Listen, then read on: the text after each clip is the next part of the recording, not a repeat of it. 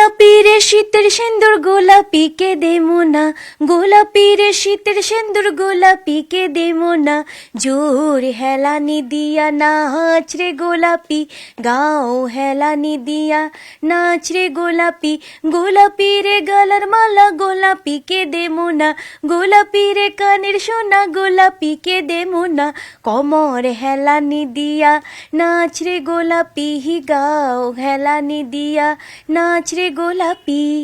দুই ভাতৃ ভগ্নীৰ যুটে অসমৰ ইমূৰৰ পৰা সিমূৰৰ বাবে বহুলভাৱে প্ৰচলিত আৰু তেখেতসকল হৈছে মাধুৰী গগৈ আৰু নৱজ্যোতি গগৈ। বিভিন্ন সময়ত তেখেতসকলে একেলগে বহু কাম কৰিছে আৰু তাৰ ভিতৰতে মাধুৰী গগৈৰ হিট গানেই হৈছে তাউলিং বৰতা আৰু চাহৰে লগতে চেনি মিলালে।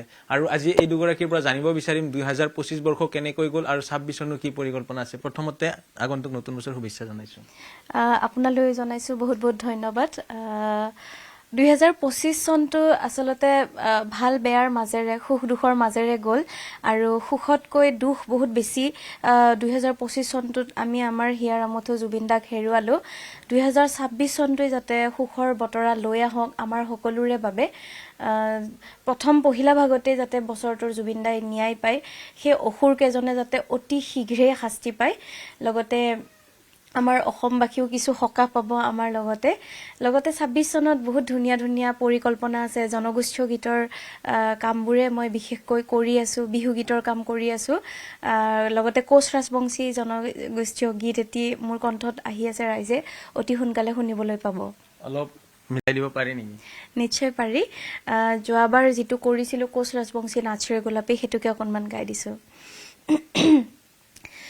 গোলাপি রে শীতের সিন্দুর গোলাপি কে দেমো না, গোলাপি রে শীতের সিন্দুর গোলাপি কে দেমো না, জোর হেলানি দিয়া নাচ রে গোলাপি, গাও হেলানি দিয়া নাচ রে গোলাপি, গোলাপি রে গলার মালা গোলাপি কে দেমো না, গোলাপি রে কানের সোনা গোলাপি কে দেমো না, কমর হেলানি দিয়া নাচ রে গোলাপি, গাও হেলানি দিয়া নাচ রে গোলাপি। ধন্যবাদ। এনেদৰে আৰু 26ত আৰু কি কি থাকিব, বিশেষ কি আশা আছে? 26ত আচলতে মোৰ স্কুলখনো সংগম কলা একাডেমি, যিহেতু সৰু সজাইটো এটা ব্ৰাঞ্চ আছে, লখৰাত ব্ৰাঞ্চ আছে। এইবাৰ পৰিকল্পনা আছে মানে গণেশগুৰিৰ ফালে এটা ব্ৰাঞ্চ কৰা, যাতে ষ্টুডেণ্টবোৰৰ আহিবলৈ যাতায়াতৰ বাবে কষ্ট নহয়। প্লাছ ধুনীয়া ধুনীয়া সুন্দৰ সুন্দৰ গীতৰ কিছু পৰিকল্পনা আছে।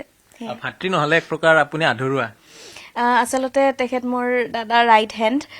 গোটেইখিনি মই জাষ্ট গানটোহে গাওঁ, বাকী গোটেইখিনি কাৰ্য যিখিনি কৰিবলগীয়া কাম সকলো দাদায়ে কৰে। এইবাৰ আমি ককাইকৰ ওচৰলৈকে যাম। কি কি পৰিকল্পনা আছে? নতুন বছৰৰ শুভেচ্ছা জনাইছো। আপোনালৈ শুভেচ্ছা জনালো, ধন্যবাদ। নতুন বছৰ বুলিলে এটা মনত বহুত উৎসাহ আহে সকলোৰে, মোৰো আহিছে। আৰু লগতে সামান্য নহয়, এইটো ডাঙৰেই দুখ। জুবিন দাক আমি হেৰুৱালো, তেখেতে ন্যায় পাব লাগে। আৰু তাৰ পাছতে কম, সুন্দৰ সুন্দৰ সকলোৱে কাম কৰি যাওক আৰু বেয়া অভ্যাস বেয়া বস্তু সেইবোৰ সকলোৱে ত্যাগ কৰক। নৱপ্ৰজন্মক সকলোকে কৈছোঁ, সুন্দৰকৈ আগুৱাই যোৱা। আমাৰ সুন্দৰ অসম ধুনীয়া হৈ পৰিছে এতিয়া। মই আগতেও কৈছিলোঁ, খুব সুন্দৰকৈ আগুৱাই যাব লাগিব। নৱপ্ৰজন্মক বিশেষকৈ কওঁ, বেয়া বস্তুবোৰ ত্যাগ কৰি সুন্দৰকৈ অসমীয়াইক আগবঢ়াই লৈ যাওক। আৰু মোৰ ভণ্টি মাধুৰী গগৈ আৰু মই সুন্দৰ এটা গীত ক'লে তেওঁ কোচ ৰাজবংশীৰ গীত এটা আমি আগবঢ়াম ৰাইজলৈ। আৰু এই বছৰতে আকৌ মোৰ প্ৰডাকশ্যন NG প্ৰডাকশ্যনৰ পৰা মোৰ নতুন গীত এটি ৰিলিজ কৰিবলৈ গৈ আছোঁ, অসমীয়া আধুনিক গীত। তো এনেকুৱা ধৰণৰ কিছুমান ভাল ভাল পৰিকল্পনা লৈছোঁ আৰু সেইখিনিয়ে আৰু মোৰ ক'বলগীয়া। এক প্ৰকাৰ 26ৰ বাবে বহুকেইটা পৰিকল্পনা আছে।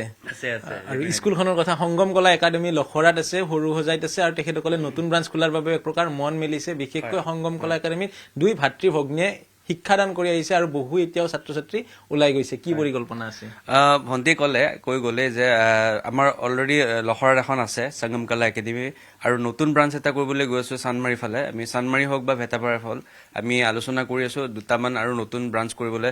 কাৰণ আমি এই একাডেমিখনত অকল সংগীতৰ শিক্ষাই নহয়, আমি ইয়াতে বেলেগ ধৰণৰ এটা আমি জুতি ল'বলৈ পায় ষ্টুডেণ্টছবোৰে। যেনে ধৰণৰ আপুনি ধৰক সকলো মানে একাডেমিত মিউজিকৰ একাডেমিত শিকায়, কিন্তু আমাৰ ইয়াতে প্ৰেক্টিকেল কৰোঁ।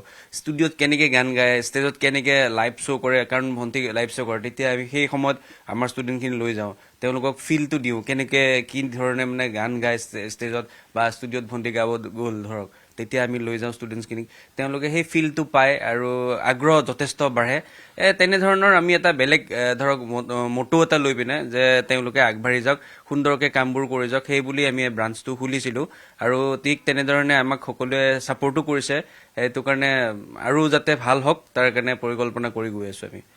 অকল পাঠৰ শিক্ষাই নহয়, ব্যৱহাৰিক শিক্ষাও তেখেতসকলে প্ৰদান কৰাৰ কথা উল্লেখ কৰিছে। এক প্ৰকাৰ ককায়েকে উল্লেখ কৰিছে যে 2026 চনত আনগত দিনত বা আগন্তুক দিনত যিসকল উঠি অহা প্ৰজন্ম আছে তেখেতসকলে সুৰাই হওক বা অন্যান্য নিচাজাতীয় সামগ্ৰী বৰ্জন কৰক। আৰু শেষত আপোনাৰ পৰা কি থাকিব ৰাইজলৈ, আহ্বানেই হওক বা অনুৰোধেই হওক?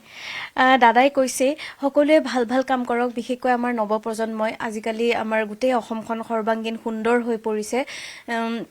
বিভিন্ন আমাৰ অনুষ্ঠান প্ৰতিষ্ঠান আহিছে আমাৰ অসমলৈকে, গতিকে নতুন প্ৰজন্মই সেই অনুষ্ঠান প্ৰতিষ্ঠানসমূহৰ লাভ লওক, আপোনালোকে ভাল ভাল কাম কৰি আগুৱাই যাওক, সেয়ে মোৰ আপোনালোক সকলোলৈকে অনুৰোধ। ধন্যবাদ।